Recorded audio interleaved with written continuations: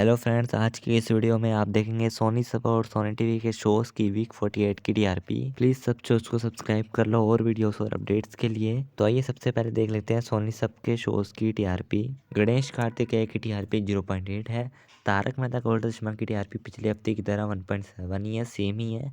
और इतनी सी खुशी की टीआरपी इंक्रीज़ हो गई है, 0.9 से 1.0 की हो गई है फिर से। और पुष्पन बुद्धबल की टीआरपी 0.7 ही आ रही है, सेम ही आ रही है आजकल।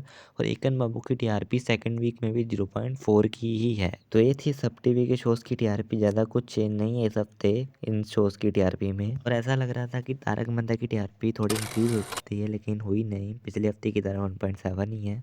तो आइए अब देख लेते हैं सोनी टीवी के शोज़ की टीआरपी। मेरे साईं के पुराने एपिसोड्स की टीआरपी 0.2 है। और कौन बनेगा करोड़पति की टीआरपी कम हो गई है, 0.7 से 0.6 की हो गई है। सीआईडी सीजन 2 की 0.4 है, लगातार यही आ रही है इसकी टीआरपी।